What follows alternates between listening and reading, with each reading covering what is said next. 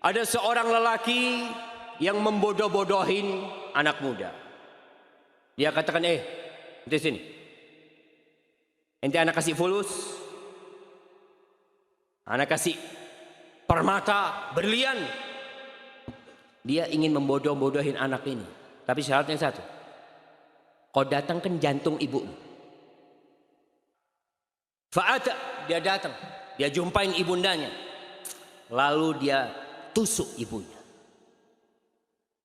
Dan dia keluarkan jantung ibundanya. Untuk ditukar dengan emas-emasan.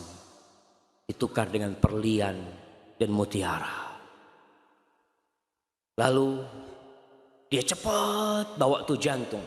Dalam perjalanan, karena terburu-buru, dia tersandung. Ketika tersandung, jantung itu menggelinding. Kemudian jantungnya bercampur dengan debu. Dalam kondisi jantung itu menggelinding, nadahu qalbul jantung itu memanggil anaknya. Wahai Ananda, wahai Anandaku, kau nggak apa-apa anakku. Kau nggak apa-apa kesandung anakku, kata dia. Suara itu yang penuh dengan kelembutan, tetap seakan-akan suara itu adalah murka Allah Jalla Jalla kepada anak. Maka dia ambil tuh jantung ibundanya, dia cuci dengan air mata yang menetes dan mengalir dari matanya. Lalu dia mengatakan, wahai jantung ibundaku, kau balas dendam atas kesalahan anakku ini. Kesalahanku tidak mungkin bisa diampuni. Maka dia ambil pisau yang dia gunakan untuk menusuk ibundanya. Dia hendak menusuk dirinya sendiri.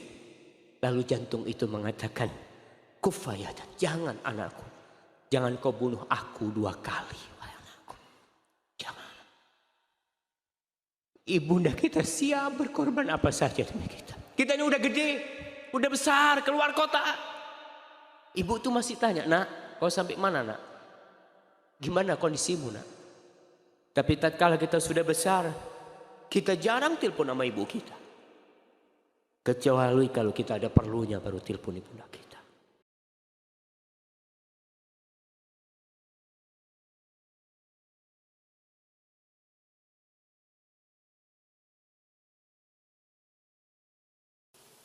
Ana terharu kalau ketemu sama orang yang Ana memang kepingin ketemu sama dia. Bertahun-tahun Ana kepingin ketemu. Mungkin Ana selama ini tahu dia sebagai syekh besar ya. Dulu mungkin ketika kita sering dengar Syekh Ibn Utsaimin rahimahullahu ta'ala.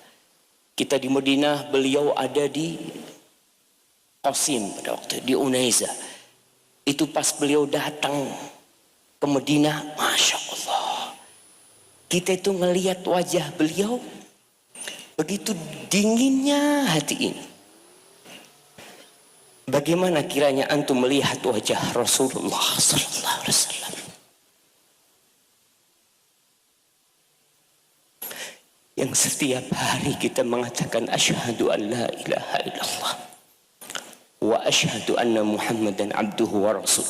Setiap hari berulang kali kita mengatakan assalamu alayka ayyuhan nabiyyu wa rahmatullah. Subhanallah, betapa indahnya tatkala antum bisa melihat wajah orang yang kita kasihi bersama.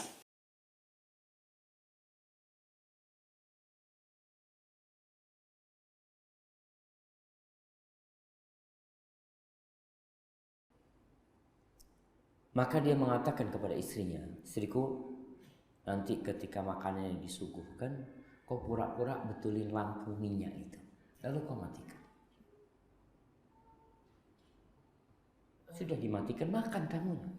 Dia pikir semua yang di rumah makan, ternyata yang makan cuma tamu. Siapa yang tahu kejadian itu? Apakah Rasulullah SAW tahu di rumahnya? Tidak tahu. Apakah sahabat-sahabat yang lain, orang sekampung tahu dengan kejadian itu? Enggak ada yang tahu. Kecuali suami istri ini dan Allah dari atas langit yang ketujuh. Pagi harinya dia bawa tamunya Rasulullah SAW ke Masjid Nabawi. Rasulullah SAW melihat orang itu datang. Beliau mengatakan, ajiballahu min sani'ikum.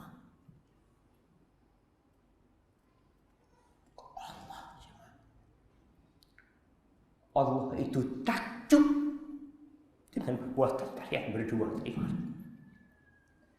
Dia berikan semua yang dia miliki untuk tamu.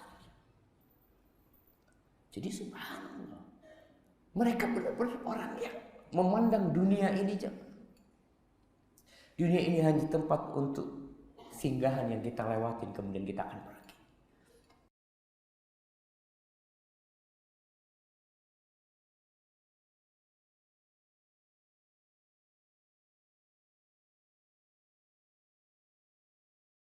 Antum pernah nggak cemburu ketika mendengarkan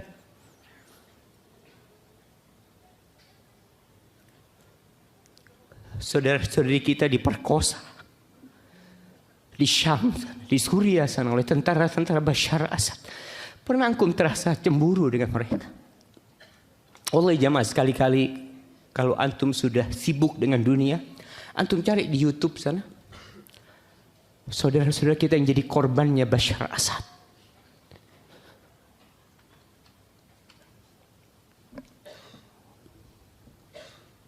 Wallahi kadang-kala sudah mati yang namanya kecemburuan kita terhadap wanita-wanita muslimah.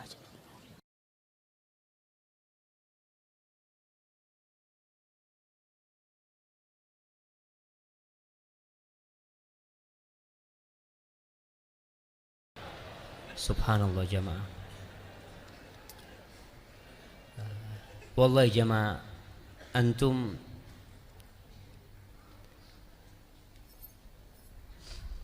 tidak tahu dengan dosa-dosa anak.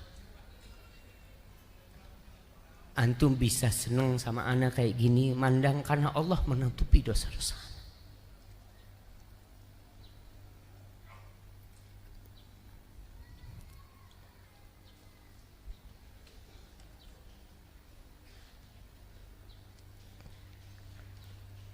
Andai kata bukan rahmat Allah, kita nggak ada yang masuk surga. Maka antum minta rahmat Allah SWT. Dan doakan Ustadz antum semoga dia juga masuk surga. Karena jangan dipikir kalau menjadi seorang Ustadz itu surga sudah di depan mata. Enggak, jangan. Sama kita sedang berusaha untuk masuk surga Allah Subhanahu wa ta'ala. Dan perjuangan Ustadz untuk masuk surga mungkin jauh lebih berat dari perjuangan antum. Karena fitnah, popularitas, kadang-kala riya, ingin dipuji orang, ingin dilihat orang. Para jemaah tahu, yang pertama menjadi korek api neraka itu seorang ustaz.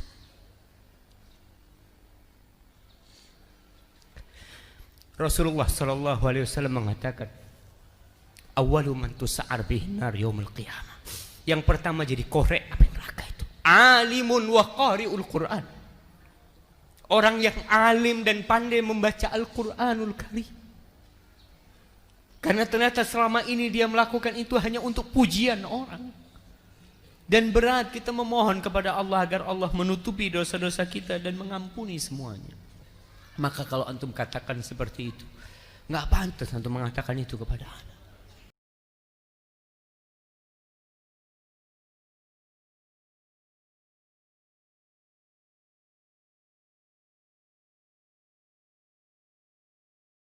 Wallahi syabab, nuhissu bidzul wa nahnu kathir. Wallahi ya ummat al-Islam, natadawwaqu hadhihi al-mahana wa nahnu kathir. Kita benar-benar merasa hina sedangkan kita mayoritas. Sedangkan kita banyak jemaah. Kita banyak. Berapa jumlah umat Islam di Indonesia jemaah?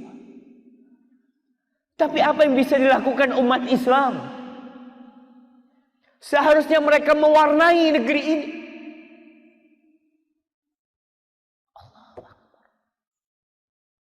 Allah akan timpakan kepada kita hina.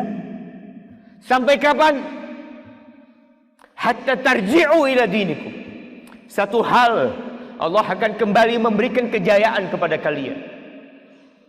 Allah akan kembali mengangkat pamor kalian. Tatkala kalian kembali kepada agama kalian. Tarji'u ila dinikum, kembali kepada agama kalian. Rasulullah sallallahu alaihi wasallam.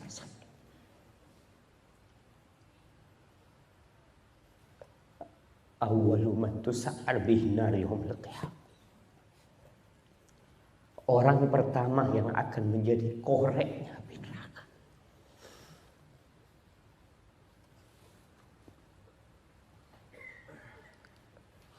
Alimun wa qari'ul Quran. Orang yang pertama akan menjadi koreknya api neraka, orang yang alim dan pandai membaca Al-Quran.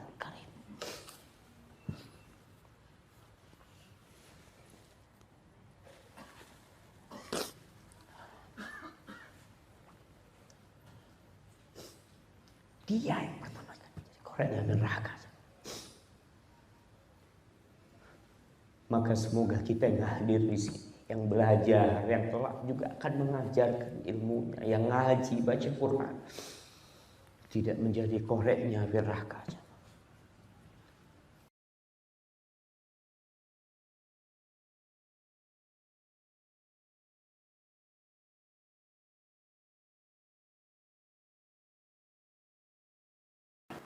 Dia cerita pernah duduk di majelis anak, puluhan ribu orang. Anak ngasih ceramah semuanya nangis, kata dia. Ada berapa ratus orang yang masuk Islam di tangan anak. Kemudian pernah satu hari dia duduk di majelis ketika melihat orang-orang banyak, dia berpikir, kaifa inna jahaula'i wa halak. Gimana kalau orang-orang yang kau kasih ceramah itu semuanya masuk surga dan kau masuk neraka?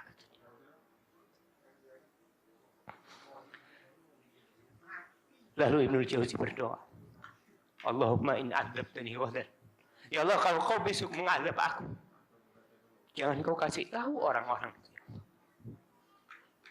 Li'alla yuqal, agar supaya tidak tersebar pembicaraan. Adzaba man da'a ilaih, adzaba man dalla ilaih. Supaya orang-orang enggak ngomong gimana Allah itu mengadab seorang hamba yang ngajak orang-orang kepada Allah. Subhanallah jemaah. Wallahi masalah hati ini masalah yang dahsyat sekali. Maka harapan kita semoga Allah menjadikan amalan kita semua ikhlas lillahi ta'ala.